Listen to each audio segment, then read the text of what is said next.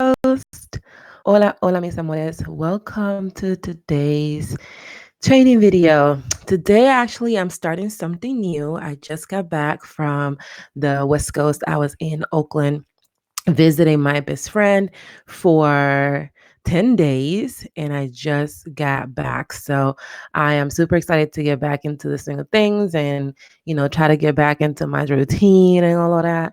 But today I wanted to do something different than what I've done before. So I'm starting a new series and it's called The Work. And in this series, I am really looking to share with you the type of work I'm doing on myself.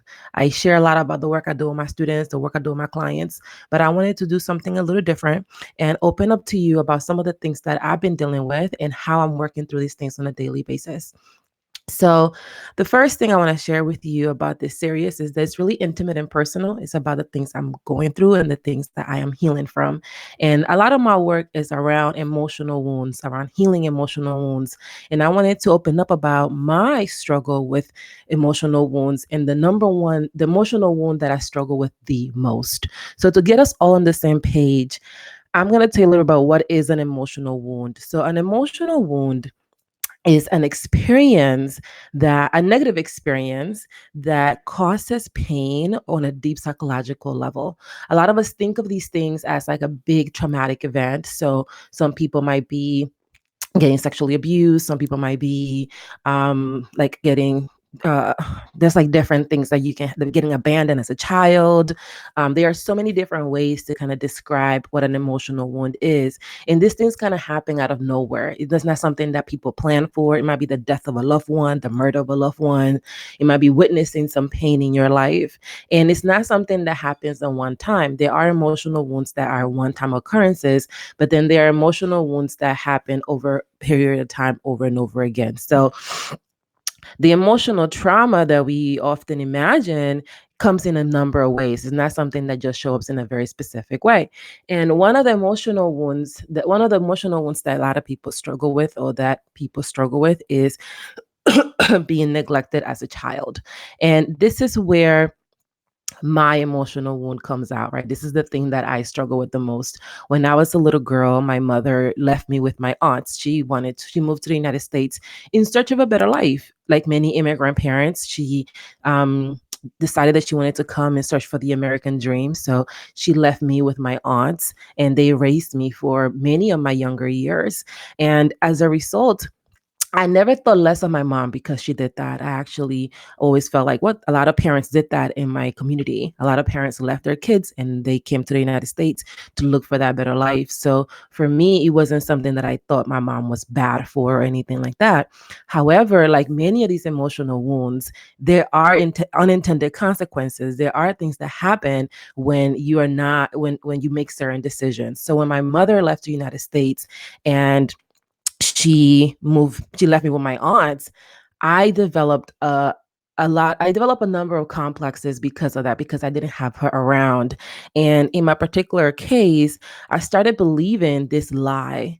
And the lie that I believed was that I wasn't worthy of love unless I achieved more, unless I was constantly fighting for more, because part of me felt neglected by my own mom, and part of me felt neglected by my biological father, who also lived in the United States. So I didn't grow up with both of my parents or either one of my parents when I was a child. I grew up with my aunt in Honduras. And at the time, I didn't realize it then, but now I see how the lie I believed out of that situation in my quest to try to figure out how come my parents didn't raise me. Other people had their parents. How come my parents didn't raise me? I developed this lie that I started believing based on the information that was in front of me. And a lot of us sometimes when we're experiencing emotional wounds, we develop this lie to make sense of what's going on, to try to understand what's happening with ourselves. And the lie that I believed was that if I achieved enough, I will be worthy of love. If I continue to pursue enough, I will be worthy of love. That meant that my parents will probably they'll be proud of me and they want to be around me. And these were things that at the time I didn't know it. I actually didn't know this for many, many years. This is something that I've learned in the last 2 years, in the last, I would say, 2 years of my life is when I understood these things. And a lot of us make up this lie because we're trying to figure out what the fuck is going on. We're trying to understand why this thing is happening to us. And we're trying to make sense of it all. And in the quest to make sense of all these things, we start believing these things that aren't true because we don't have the entire picture. We don't have the whole information. And as a kid, you're more susceptible to developing these emotional wounds because you haven't grown to put the barriers up. You don't know what it's like to put some barriers up, and because of that, you struggle a lot. You struggle to make sense of these emotional wounds. And for me, my parents not being there, my mother not being there, and not having a relationship with my biological father, that really impacted me a lot. And at the time as a child, I didn't know. But now that I am much older, now that I understand more of this work and how it happens, I have a better understanding of how much impact that had on me growing up. So the way this manifested in my life was I started looking to I developed this fear of rejection. So because I felt at my core that I was somewhat abandoned, right? So even though I had shelter and I had all these things as a child, I did feel this element of abandonment because I didn't have my parents. I started to believe that I started to have a fear of rejection. So anytime someone would reject me in any shape or form, that will flare up. And that really impacted a lot on how I navigated the world, on the type of men I entertained when I was younger, seeking that attention, seeking that love, seeking really having a whole slew of daddy issues over here, because I had a deficit within me, and a lot of it stemmed from that feeling of being abandoned as a child and being left alone. So that was a big thing that I struggle with a lot, and I'm still trying to navigate to. So the type of man that I entertained in my life, the type of person I became the type of friend that was constantly trying to meet the needs of her friends so that they wouldn't leave her, so that they wouldn't abandon her. I would do things and give in to peer pressure because I didn't want to feel rejected by people. And that often led me to be in situations that were not the safest. That often led me to feel a sense of emptiness within me. And Um, I'll talk about this in other elements of this series, but it really did impact me a lot. And I as I look back and reflect on how much this emotional wound has rooted my upbringing, I'm kind of like blown away by how much I didn't see this earlier on, but you don't know what you don't know. And it really did impact me. I also began engaging in unhealthy relationships. I was so eager for approval. I was so eager for people to like give me their stamp and like me and love me that I used to do all sorts of crazy things as a kid. Like I would steal money from my aunt so that I can buy toys for my friends, not even for myself. It was for them because I wanted them to accept me. I wanted them to like me, and I did not want them to reject me or abandon me like I felt my parents had. I became really clingy and needy. And this was earlier on. As I got older, these behaviors started changing a little bit. While at first I was clingy and needy, I then became really distant. I started to treat people like I'm a shut you down before you shut me down. I'm gonna reject you before you reject me. And I grew to be really rude and disrespectful.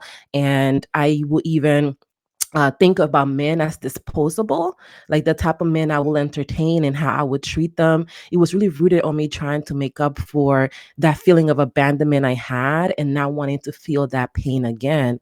Whenever you feel something painful, your brain is designed to want to help you avoid that situation in the future. That's why if you touch a oven or a stove and it's hot, you're not gonna go touch it again because your brain knows that that caused you pain and you want to avoid that pain. And for me, I felt that men had caused me pain and I wanted to avoid that as much as possible. So I became really rude and disrespectful. And I thought about men as being disposable and I thought I was using them and all these other things. So it really impacted a lot about how I saw things in my life. And I also became fiercely independent. I am the middle child from my mother's side of the family. And I really am the person that like is always out on her own. Like right now, I live in Florida. Both of my siblings are actually in Honduras. I've always been the one to go away. I went away for college. I was always like out of the house, very, very, very independent from a very early age because I felt like I kind of had to be. And it was around the idea that if I'm independent, if I take care of me, no one is going to have a space to reject me. No one is going to have a space to abandon me. No one's going to have a space to hurt me. And that's the thing about emotional wounds. They really shape how you see the world. They really shape how you view people and how you treat people. And it hasn't really been into the past few years where I become really self-aware and I become really open to the idea that maybe the way I'm doing things is not the healthiest, that I began to make some of these changes and I began to see things from a different perspective. And one of the things that I really became as a result of this emotional wound, because everything that happens from your emotional wounds is not negative. There are some negative things, but everything is not bad. It's not a negative thing. I really became a caring person. I became really committed to wanting people to be seen and heard and understood because I didn't want them to experience what I had experienced. I didn't want people to feel abandoned. So I'm always the friend that I'm always going to pick up the phone. Like if you call me, my friends know this, if they call me, no matter what time it is, like I'm going to pick up the phone. I'm going to be there for them because I want them to know that I'm here for them and I'm not going to abandon them and put them through the stuff that I put them through. And that has helped me build amazing relationships. It's actually one of the reasons why I engage in this work now is because I am committed to making sure people are seen and heard and understood. And I want to give them a space that I felt I didn't have as a child. And part of that makes me grateful, because I'm doing something that I love. I generally love helping people. I generally love helping women and helping them heal from these emotional wounds and understand that at the end of the day, even if something happens that caused you pain, that hurt you, and that essentially shaped how you looked at the world, there are still beautiful things that can come out of that. There's still joy that can come out of that.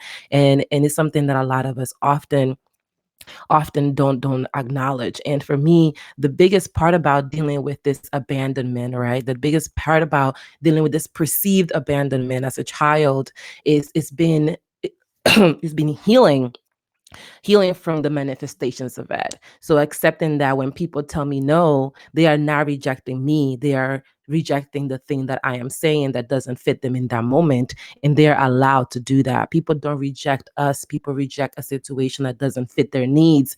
And ultimately, that's what I want for everyone. I want everyone to know when to say no. I want everybody to know when to walk away. I want people to be like, yeah, I'm not going to engage with this because this doesn't fit me. I want that for everyone.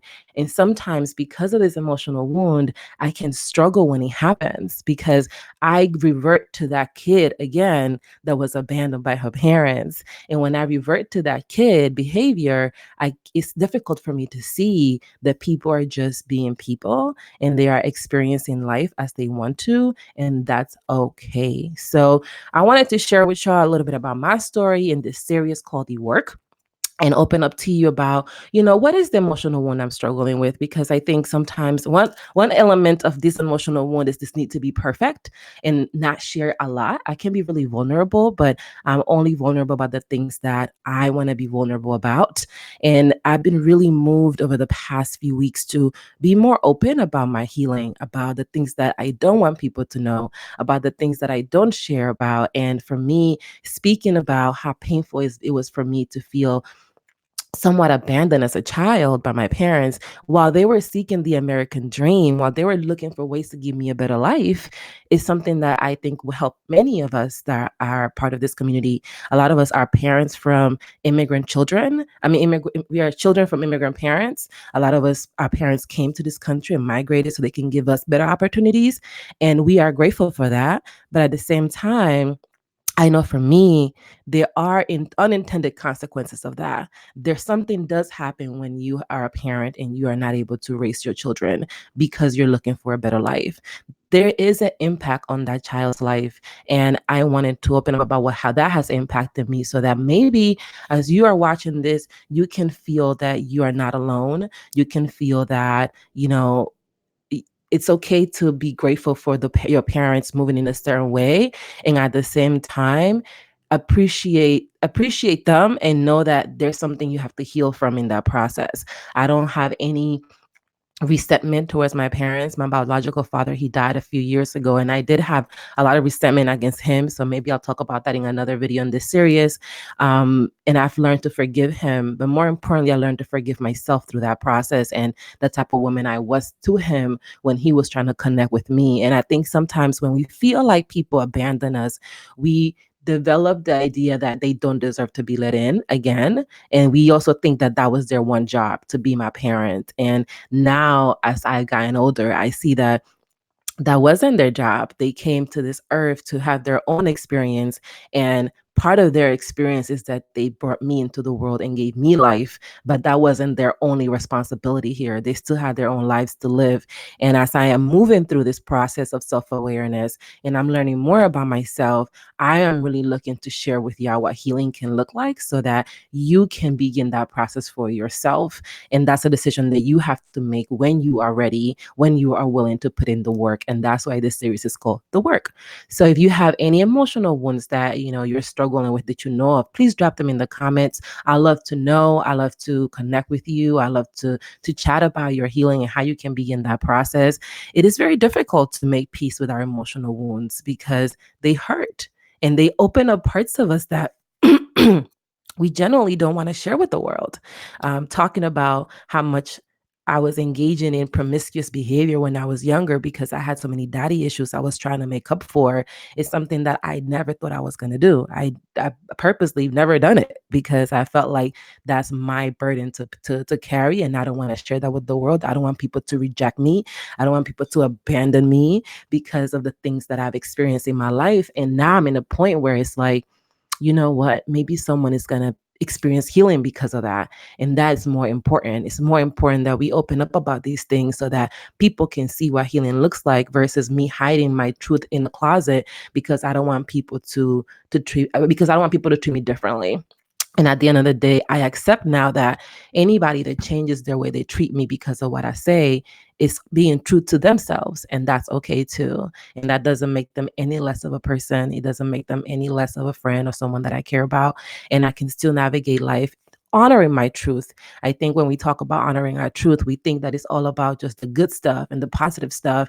But the truth also comes with the pain. And we cannot let go of that pain unless we address it. And I think I'm going to do a video on my daddy issues because I did have a lot of them. There's a lot of things I'm working through, I'm still healing from.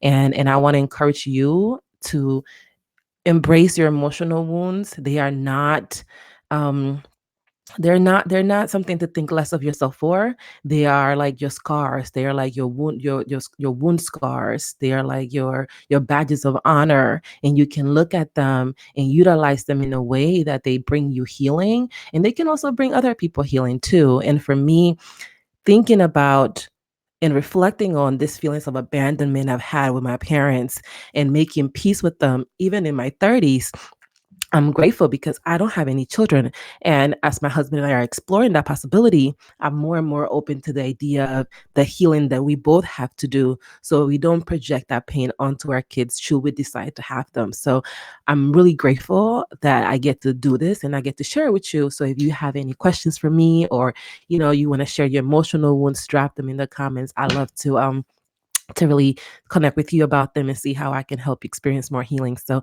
that's what this series is for. It's for me to share with you about my personal journey and kind of what that looks like. It's going to be really vulnerable and really open. So if you're not ready for that, don't be coming in here. But if you are, I look forward to connecting with you more and more. So again, this is Nori, and I help millennial women that are feeling stuck heal from their emotional wounds so that they can feel inner peace going into any situation. And if that's you, hit me in my DMs. Let's talk. Let's heal together, and let's make peace with ourselves. And let's look at our emotional wounds as what they really are. They are badges of honor and not necessarily something to be ashamed of. So I